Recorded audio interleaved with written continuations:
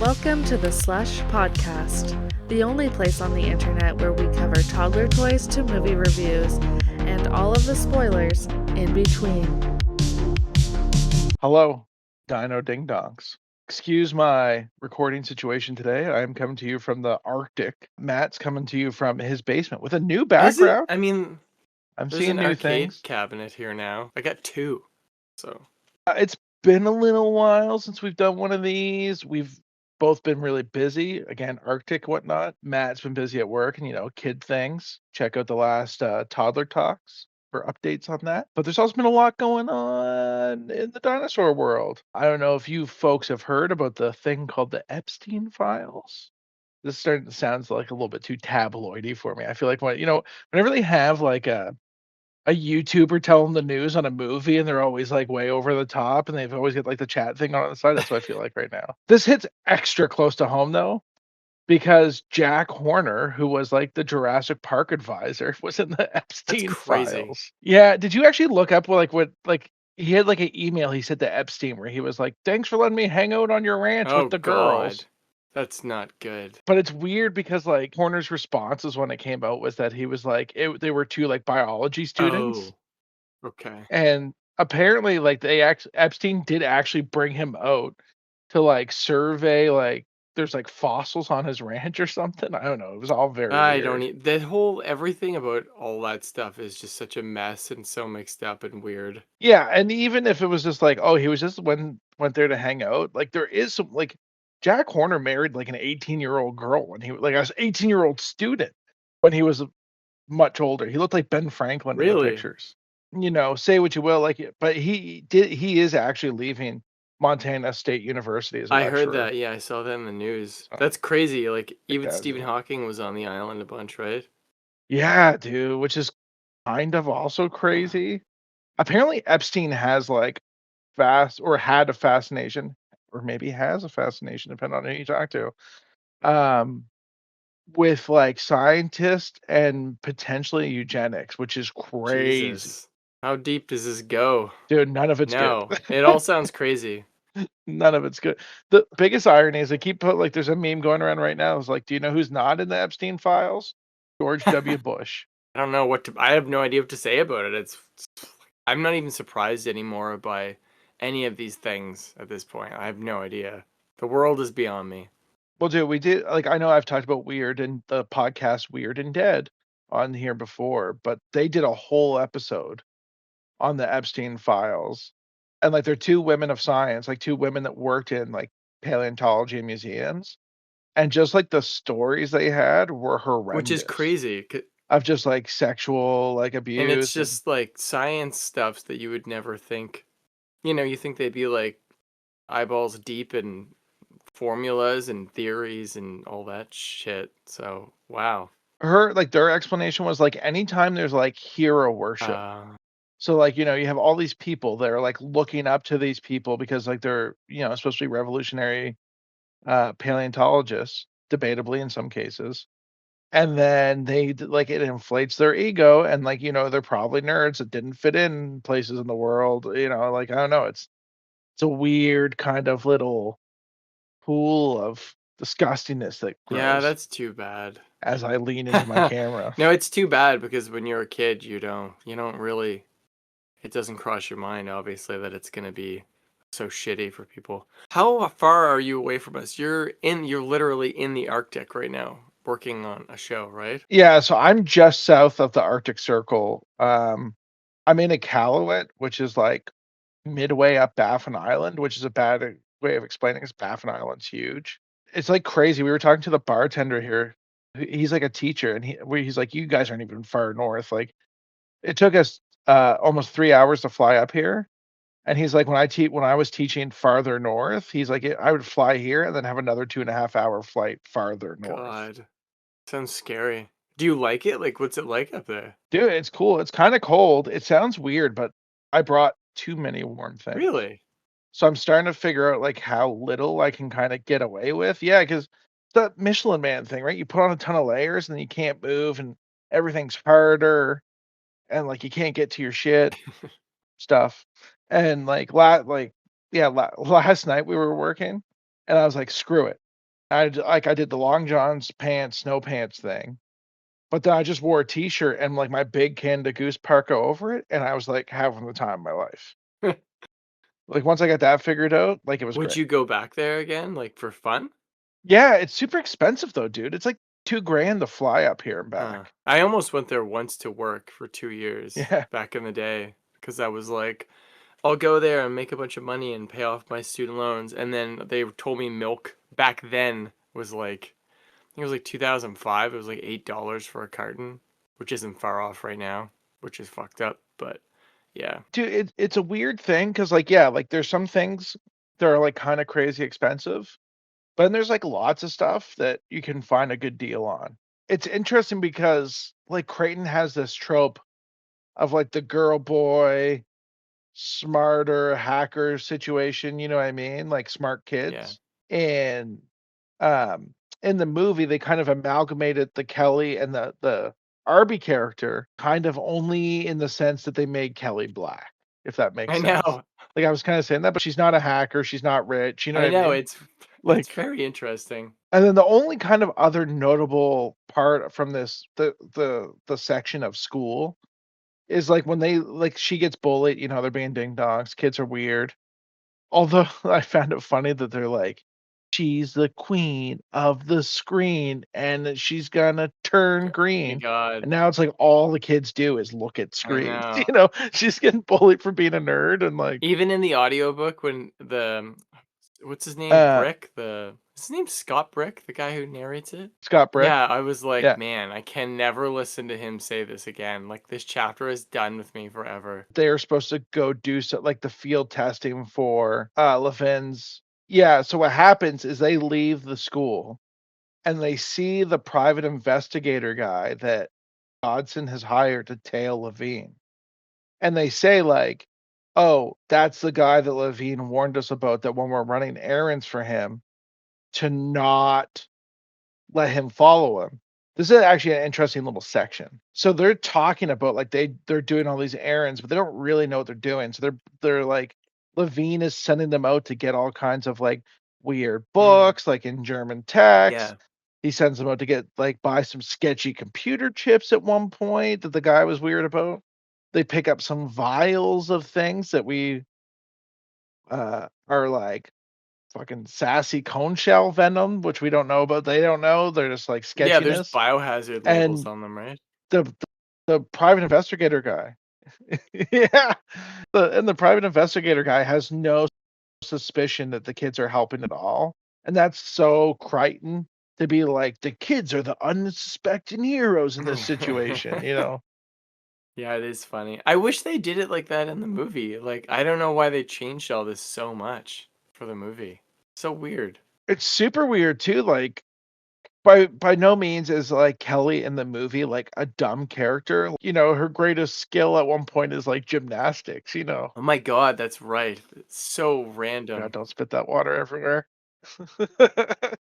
Yeah, that is weird. Like I feel like the movie did the character of Kelly as like incredible disjustice by just be like, you know, having her run around. Like, I think there's a couple notes where you're like, oh, like she's smart, like she knows things, like she helps Sarah do some stuff, Yeah, you know. But I don't know, it no, is you're right. weird. I think it's neat because like I know we'll get to this, but the fact that like she idolizes Sarah Harding so much, you know when they do end up smuggling their way into the trailers and stuff, it's so much more believable in the novel than in the movie because in the movie they're just like she just snuck on board the trailer and it's like it just is so much more scientific and more believable in the novel. I guess I don't know. What do you think? I don't know. I feel like they're both like I can give her credit for that. Like she seems like a scrappy young lady. I, So I can see that she would stow away. oh, There's like a okay. now like with the logistics of coming up here, like I'm kind of understanding, although they're all electric vehicles, but there's like a whole thing. Like we flew a generator up here, and like they had to drain all the fluids out of it and everything. Like you can't just put that stuff on a plane and go. Yeah. I think it's like like pressure differences and stuff. Yeah. Well, was it But all on a boat in the novel or did they just fly it and then put it on a boat? I can't remember. in this in the book, we're getting a little ahead of ourselves. In the book, they didn't actually Levin's expedition. Trying to think of a classy name because they never named their expedition. They actually flew on a cargo planes to Costa Rica and then loaded were flown from mainland Costa Rica. Weird thing to say. To the island to Site B by helicopter. And then it was the Dodson expedition that they put them on boats. Yeah, because they talk about how hard it is to land the Right. boats. That's right. So, and there's a conversation when they're flying to the island where they're like, "Hey, are you guys gonna be able to fly Hardy Note when she gets here?" And they're like, "No, we have another job. We're not gonna be back until tomorrow morning to Right. pick you That's up." right. Now we're way ahead of ourselves, aren't we? And then they actually they put they put the vehicles in like sea cans because there's also a section where they talk like and Eddie and Thorne taking the sea can opening the sea cans up to get the vehicles I out. thought that I know we're kind of jumping around like crazy, but was it implied that when they were building those trailers and the vehicles, even though they're electric, didn't they sneak some kind of gas combustion thing in as a failsafe? I can't remember. No, so yeah, this is way ahead. There was a breaker. Eddie installed a breaker. So there's like a well, this is way down the road. But they drive one of the explorers through like a puddle and it shorts out. And so they abandon it. And then when the kind of shit hits the fan, they're like, "Oh, did they put a breaker in there just in case?" And it wasn't like on the specs. And they crawl under, and sure enough, there was like a breaker, and they flip the breaker, and they're able to drive Right. the. Forgot about that. Man, the book is so good. I was so pleasantly surprised by the novel. I thought it was great. Dude, I think they do a really good job of laying down the groundwork, and like there are some things that are in tune with the movie, like pleasantly enough. But anyways, when they roll into Thorne's shop, I know it's totally different, but like they talk about all the activity happening, and like I'm like this is how exactly like all I can see in my head is the movie Yes, scene. You know yeah, what I mean? I think so. I think the same thing. It does seem like identical in my mind when I'm reading it. But so Thorn is not in the movie at all, right? His character's completely written out, isn't he? No, the his character is named Eddie Carr in the movie. So it's weird, yeah, because Eddie is like the wrench it guy that works for Yeah. Thorne, but in the movie they named that guy Eddie Carr. Okay, that's what I was confused Don't know about because I why. was like, okay, so they joined the characters basically and changed his name a little bit. But which is Yeah, too bad because I think Thorn is a and really cool and then in the character. movie, well, we never like I don't think there. It sounds like this is the folly of books and movies, and one of the things as somebody that often sees the movie first and then goes to the book, I look forward to going to the book because I'm gonna get more of the thing I love. Does that Yeah, make yeah, sense? that's right. I don't think there was a way to dedicate the time necessary to do all this development for Thorne's character. So if you haven't read the book yet, stop being a ding dong. But Thorne is a professor or was a professor of material engineering.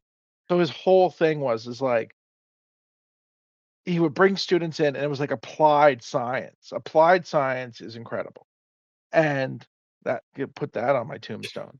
Um, but instead of sitting down and just memorizing equations and doing things theoretically, Thorne wanted people to try things and apply them in the real world. And not just here is a tangible thing in front of you, but here is a philosophy for applying things tangibly. And that seemed to have gotten them into trouble in the academic world. And the really interesting part about this is that I wrote, does not like bureaucrats or armchair academics, much like Dr. Grant. And the term armchair academics is actually from the first Jurassic Oh, Park really? book.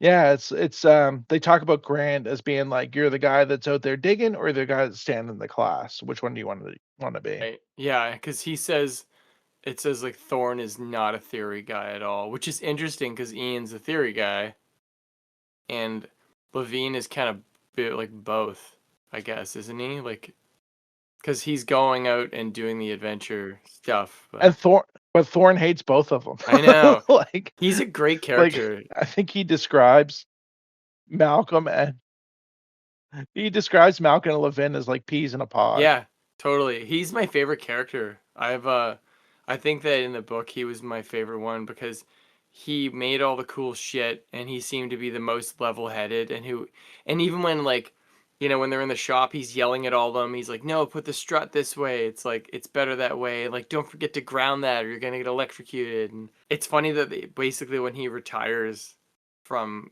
academics, he just goes into making cool shit as a full-time job. That would be awesome. Dude, he is just like he is the film technician. Yeah.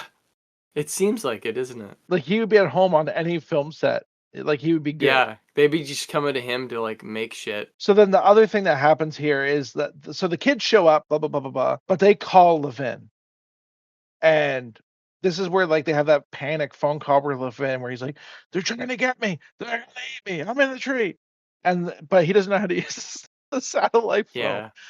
And his battery dies, which is very Jurassic Park 3-esque, right? With the satellite Yeah, phone. I was thinking that too. Yeah, they're always borrowing from just these two Dude, novels. 100%. Like every movie they make for Jurassic is always taking from these two novels. It's crazy. It's the base work, man.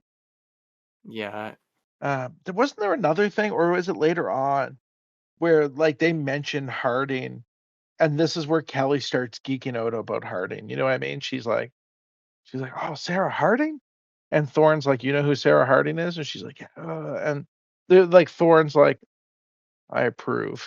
Like, Yeah. speaking of hero worship. Yeah, it's cool. I think that it's neat that he likes the kids so much because that's how like they end up calling Levine anyways is Arby's like, "Why don't you just call him with like the satellite phone?" And Thorne's like, what are you talking about? He doesn't have a phone. There's no such thing as a phone that small that will fit like that. And Arby's like, "Well, actually, you guys got us to go get this stuff and I looked it up and you can actually build miniature, special ops stuff with this technology." And he's like, "Okay, you guys are smart and I respect that." So they're kind of like his university students, even though they're these like brainiac children. So it's cute. It's very Spielbergy. So it's kind of, I don't know, the novel still works as like a Spielberg sequel, like without the movie. Like I can still, it all feels like it's from the same well. You know what I mean? Like it works still, even though it's very different. So I really like that. The other funny thing is that he's like, "What did I tell you about hacking?" You know Yeah. what I mean? Like, stay out of my You've systems. been hacking. The only section that's worth noting that before we get too far away from it is there's this whole the tag chapter where Malcolm goes to meet the biologist at the zoo. Yeah. And she has taken the sample that Levine cut out of the corpse in Costa Rica. Honestly, like I had such a hard time because it's so science dense. Well, here are the vascular systems of birds, and it's not quite similar to this, but it's also not quite reptilian. It's like, okay, but the big plot point from that is they have the Yeah. tag. Like the animal was tagged with a radio tag. Yeah. Yeah. And they also deduce that the tag was pitted from probably some kind of caustic substance or some kind of acid. Yeah, and they make a point to say it's made out of like, And that becomes yeah, it's important. like it's Oh, a go ahead. material from like football helmets or something, but it's all pitted. And then she's like, "Well, why is a why is a tagged animal Yeah. in such a stressful environment? Like this doesn't make sense." I forgot all about that. And like that's actually important because they say, like, yeah. She asked if it has any wounds from like another animal. And he's like, yeah. But she's like, but this also shows like signs of like long-term stress behavior. Yeah, and she also says they find And that's gonna be part of like a plot point yeah, and later. there's skin. I forget how they word it, but like there's skin follicles underneath the other cells, so like they know that it's been in a fight with another lizard. I don't know. It was interesting. Also, they kind of like, I don't know if you picked up on this or if I'm crazy, but like Ian Malcolm seems like he had a relationship with this lady scientist at one point. Well, he literally offers to take her out to Yeah, dinner. he's like, "I'll take you out to dinner," and she's like, it just seems like they have an old relationship, and I was like, oh, that's just like Jeff Goldblum in the first movie. Like, that's kind of funny. But it's so funny because like in the original book, like they kind of describe him as like not conventionally attractive. Like he's kind of like he kind of reminds you like in the first book they describe him as like a George Yeah. Costanza. In the artwork, like the concept artwork I've seen from the novel, he does not look good. It looks like they miscast Ian Malcolm from the movie or something. It's funny.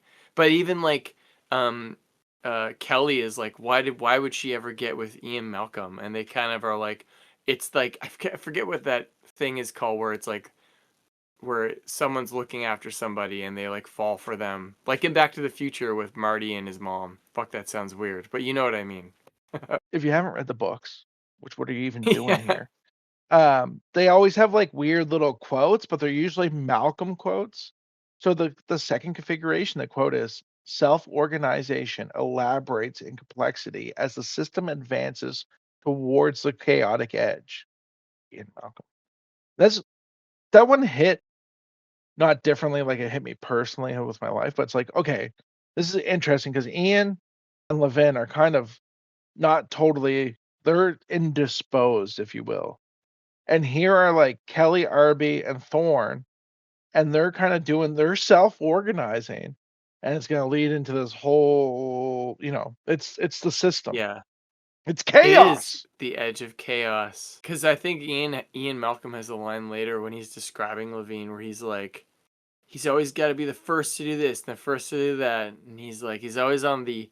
That's what chaos is. You're on the edge, and that's what forces us to evolve. It's always all around all that kind of subject matter in the background. It's always happening on like a meta and like meta kind of vibe in the whole book constantly. It's just one big meatloaf song. It is like Meatloaf. We know that Ian has done the tag thing, Right. but Ian's pissed, right? Because he knows Levine. No, wait. What happens? He calls Levine's apartment, right, while they're there or something? I can't remember. No. So this we're getting there. So they go. Did I miss a section? Sorry. No, it's coming up. They go to Levine, the Arby, Kelly, and Thorne. Like they after the phone call, they're like, we gotta figure out where Yeah. he is because they have no idea where he is. So they go to his apartment to look for clues. And this is I feel like this section is more about Levine than the kids actually finding anything. Because like they're just talking about how posh his whole place is and how rich he Yeah. is. And they start finding um the books, like the German books, and they find a bunch of tech from InGen that he bought up on like auction. But then the next section is called Raptor, page Ooh. 77. And Ian has that weird interaction with the guy over like the Raptor statue display Yeah. where he's like, it doesn't look menacing enough. Like it needs to be scarier. And the guy's like, do you want it to scare children? He's kind of like, kind of. But like, I just imagine, like, if you remember when in the book when Malcolm was like fucked up and in the hotel, he was like literally laying on a bed looking at the skylight, and the Raptors are actively trying to tear their way in there. Like that guy, Yeah. like that's as close to a Raptor as anybody alive ever wanted to Yeah, be. his PTSD is probably fuck. Yeah, he's definitely fucked up from that whole thing. And those were the feral Raptors. Remember the unhinged Yeah. ones? Yeah, those were scary. Fuck, the first book is so good.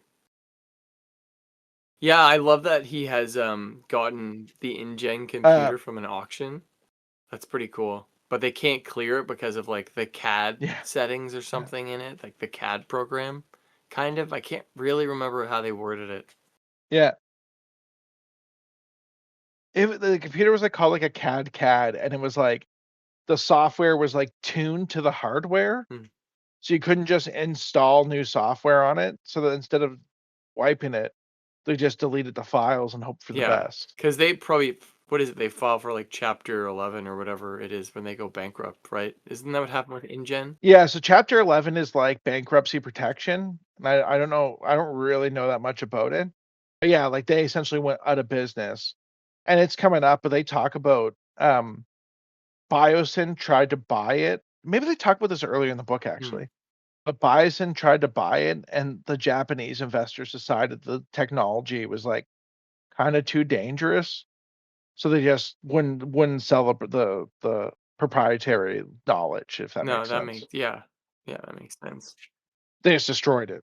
But luckily, Arby is a little hacker, But in so this section, Arby cracks it all open. yeah, he's a little shit, is what he Yeah, is. he shines. But this section too, where was it? Raptor is also, so Ian has this weird interaction with the dude. Then he goes back to his office and finds out that some people were in there taking Yeah, pictures. And he has like a map on his wall. The highlights like the 5 death islands. Yeah, because the secretary says they call themselves Chaos Quarterly. She's so burnt, and she lets them all in.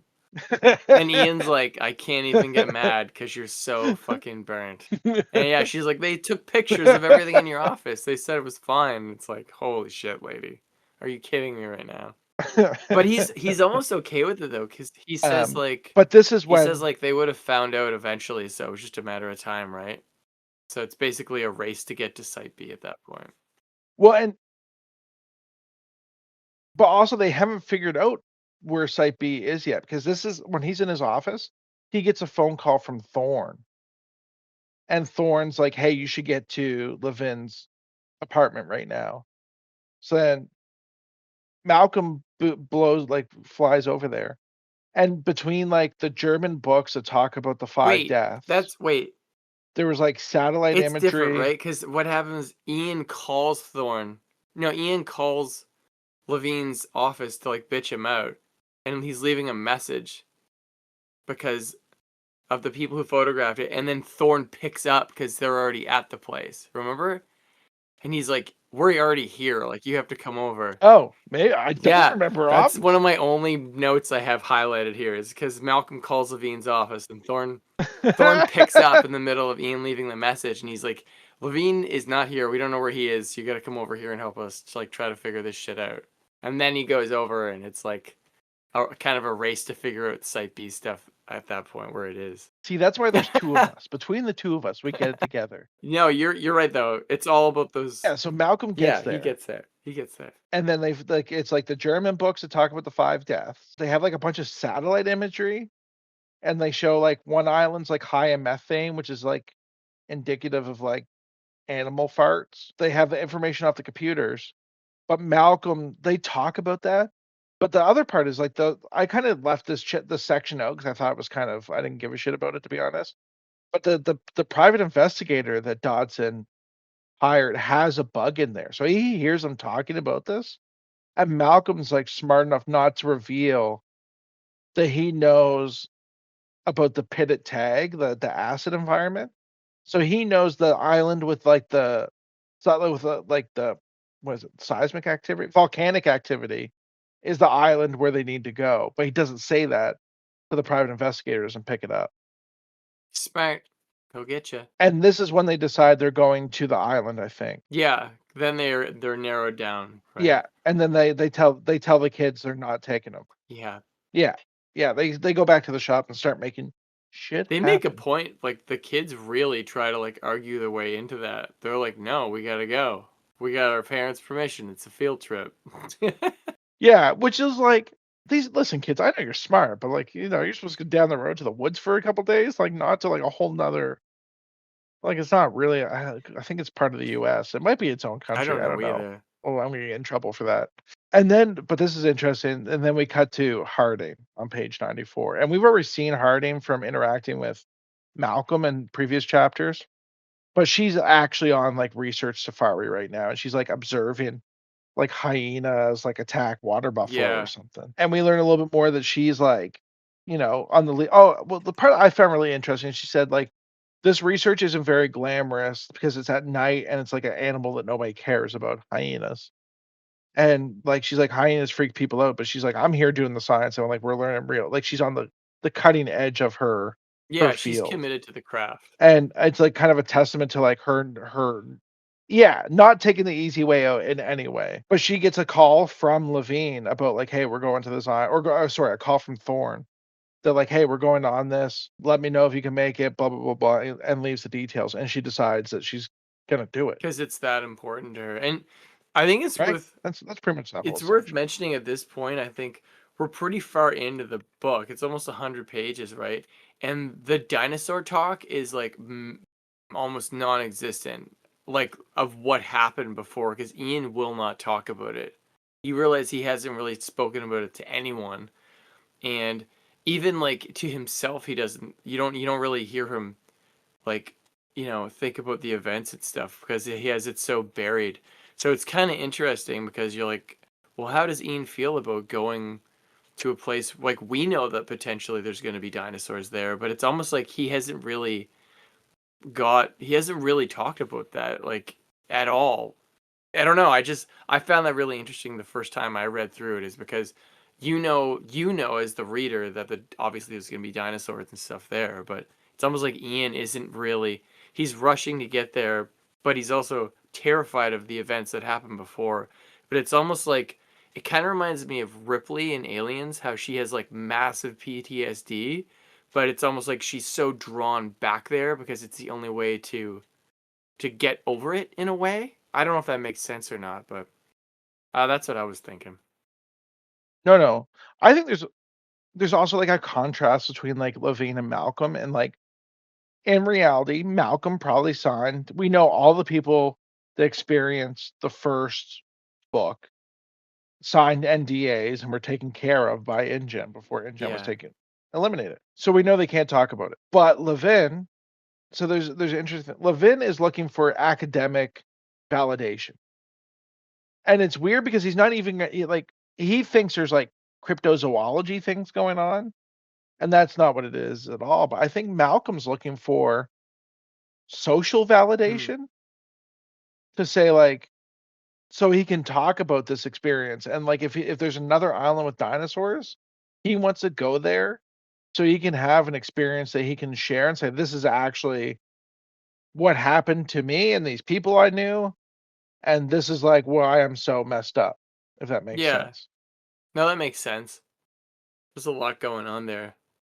And Sarah Harding is kind of onto it because she's heard him saying the dinosaur names like in their short form, like so comfortably as if he had already seen them or whatever, right? But she doesn't really say that, but it's in the back of her mind. They make a point to mention that in the novel because when he's Yeah, sick, and right? He's calling their names out like Raptor and T Rex and or something like that.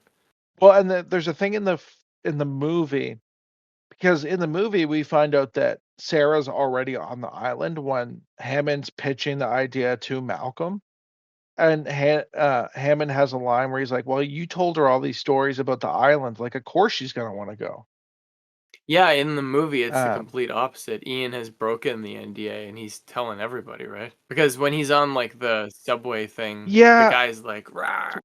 Remember when he's like, yeah, and Hammond's nephew, who I don't need to know his name yet because we're not on the mhm, movie, but Hammond's nephew actually says, like, "You signed an NDA. You broke the NDA," like, when they're having that weird exchange in the yeah, hallway. So we know that Malcolm is talking about it, but we also Malcolm's been, like, a little bit disgraced. Like, I think InGen ran his like, I think he literally says, "You ran my name through the mud." But anyways, it's like that's a whole we'll get there. I think that's the difference. No, I'm gonna stay on it. That's the difference between Malcolm in the movie, is Malcolm in the movie feels a little bit down and yeah, out, where Malcolm in the book just feels like he's just flying level.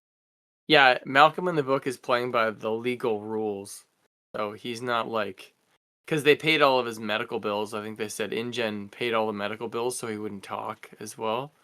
But yeah, Malcolm in the movie is more like a rebel about the whole thing, which suits his character a lot more, from the first movie too.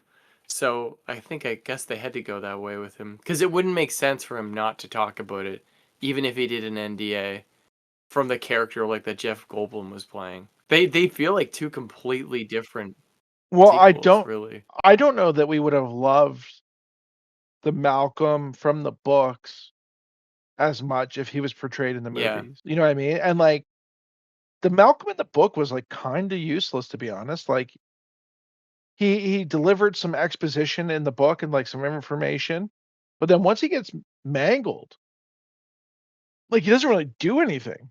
No. Opposed to the one in the movie, he's kind of quippy, gets some funny jokes. But he's the one guiding Ellie through the tunnels to the power Yeah, that's situation. right. Like, he literally pulls the stuff away from Yeah, Hammond. because he's drugged up to big time in like the last half of the novel, really. So he's just saying weird shit. Yeah, like, he's totally I was so incoherent. shocked because I thought that he was dead at the end of the first book. I still don't think it makes sense. Like, I think he was supposed to be dead. Yeah, so how did this work? Because I didn't look into this. Did the novel come out before the movie, or did the movie come out before the novel, or did they come out at the same time? The Lost World book was published after Jurassic Park. That's so funny. I gotta grab this because it's so hilarious that I have it. I don't remember if I showed this on the first episode, but this is the actual newspaper clipping from our local newspaper to go see the movie opening, and that's when I saw it. Yeah, it says starts tomorrow. That's actually Something rad. has survived. Yeah, it says starts tomorrow. That's crazy. I was so stoked to go see the sequel. I was literally Oh yeah, that's what I was gonna say. That was the first thing I ever used a search engine for in my life, was to search the Jurassic Park sequel, and the first thing that popped up was all of those souped up Mercedes uh SUVs with like the cables on the front and all the lights. And I was like, oh my god, this is gonna be so cool. And I saw the trailers like connected, and I was like, oh my good god, this is gonna be fantastic. The Lost World book came out 2 years after the Jurassic Park Wow, movie. that's insane. Yes, Michael Crichton's novel The Lost World was published on September 8th, 1995. Over 2 years after the Jurassic Park movie was released in June 1993. So, yeah, and then Lost World was Yeah, May 23rd, 1997. 1997. You know what's weird? I never knew Spielberg directed that. So, sorry, It's very strange. Spielberg-y, It's his only sequel, right? He's ever done. That's it. but, like, I think that's fair too, because like, it was the first, like, we've touched with this too, where it was the first, sequel that Crichton wrote. Right. He died. When was it? Was it in the 90s he died? I can't remember. They just published another Crichton book, Really? though. Yeah, it's one of those things, though, where, like, if he wrote down, like, the outline, Oh yeah, I know what you're saying. if he wrote down the outline, and then they would, like, he would get credit for it, even though he only really wrote part Yeah, of they'll it. fill in the gaps. We should definitely re-sphere sometime. I would love to do that. That movie is terrifying. I think I just bought it, actually. He died November 4th, 2008. Wow, I was way off. No, it was 8 years off. This is also the section where they're driving to the airport and they get that weird text message from the kids where it's like, "Have a good trip, yo." And Thorne's like, "When did that message come in?" And they're like, "It just came in like a second ago." And he's like, Thorne, I think, has a vibe that something's suspicious about I think that. he knew they were gonna get on somehow. Honestly, I think he was so busy, like, all of a sudden now they gotta get all this shit going. He probably didn't even think about. Oh, that's another thing I was gonna talk about, is you were talking about all the Mercedes Mhm. vehicles. Did you notice in this, they were swapping the engines for electric? And it was like the engine went in the drive shaft. We've talked about this before, where they talk about, like, electric vehicles and stuff, and we're like, they're so far off from what electric vehicles actually I know. became. So, like, a Tesla has, like, independent motors on each wheel, opposed to, like, a big thing that just drives the drive Which shaft. is weird that he wrote it that way, because I even when GM made the first, as far as I know, true electric cars were the Lunar Rovers, and they did have independent electric motors on each wheel. I'm pretty sure they did. So, yeah, we get the text message from the kids, and then we go into the last page 100. A lot of stuff has happened in 100 True. pages. You get to page 100, which is the last section, last chapter in this section, is exploitation. And this is, like, very, like, evil, like, layer. They're in, like, this animal testing facility, and there's, like, dogs barking, and it's, Dodson going to, like, the board of Biosyn to be like, "Hey, we get another chance to get Dino Mhm. DNA." And they want nothing to do with it. They're like, "We're so over your dinosaur bullshit." They're like, "It didn't work for InGen. It's not gonna work for us." Yeah, and you know what? With what you said about Ian, like trying to socially get accepted, it's almost like that's what Dodson is kind of aiming for at that point too, is like a redemption for all the ideas and work he put into the first expedition stuff or whatever with Jurassic Park. Because he doesn't have to go, but he's almost like going to prove that he was right about it, right? And like there is potential for the whole, I guess. It's crazy because he's dead in the movie, so this is bizarre. Dodson? No, we never know what Oh happened. Dodson? yeah, that's right. He No. shows up in Jurassic Park 5, right? Or 6? Yeah, like not Fallen Kingdom. Dominion. What's the one after He's in Fallen Kingdom? Dominion. Dominion. And He's it in is the Dominion. same actor and everything, isn't it? I You think it know, is. that actor. No, no, I think that actor went to jail for child pornography. What? Okay, I got it. Yeah, I don't. I think that actor is not a good Oh person. God. Was he on the island as well, Epstein? I was gonna say, speaking of Epstein, but I think you're right. There's like an interesting contrast with Dodson. It's weird because like there's no direct characters, but like Hammond, they talk about in the movie of like Hammond being like a self-made millionaire. I don't think they ever really talk about that in the book, but there is like this level of like here are all these people that have gone down this path and like worked out, have gotten themselves here, and Dodson's always trying to find the shortcut. And they talk about that, like Dodson tested on people prematurely. Dodson tested on kids prematurely. Dodson's trying to get the fast track to the DNA. Like, and Dodson's trying to do all these things. And I think you're right. Like, it sounds like most of the time he fails, and that this is like his last shot at Yeah. redemption.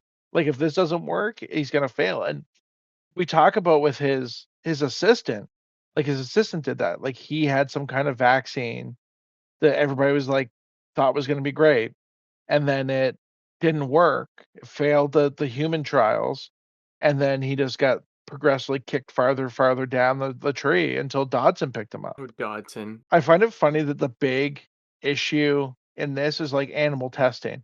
It's like if we just create our own animals, nobody will care. And I'm like, I don't think that's how that works. Like I think people feel like if it breathes, like, take care of Yeah. how I like No, to it's think. true. And that brings us to the end. We've made it to the end of our Woo! section. Dodson convinces them because they need to breed their own test subjects. They're going to Costa Rica, and everybody goes to Costa Rica. Did you see the Super Bowl commercial? Yes. For any of you Dino Ding Dongs that didn't see it, there's a Super Bowl commercial for some friggin' internet company, and it's like, what if things went right for Jurassic Park? And it's all the original cast. And they're just like enjoying Jurassic Park. It's wild. You have to go look it up. We'll put a Do link you know what's somewhere. weird is like I know that they combined like makeup with like some de-aging tech, but like what's her name? God, she plays Ellie Sattler. She looks the same. Like it's crazy. Yeah, like Laura she Dern. aged so well.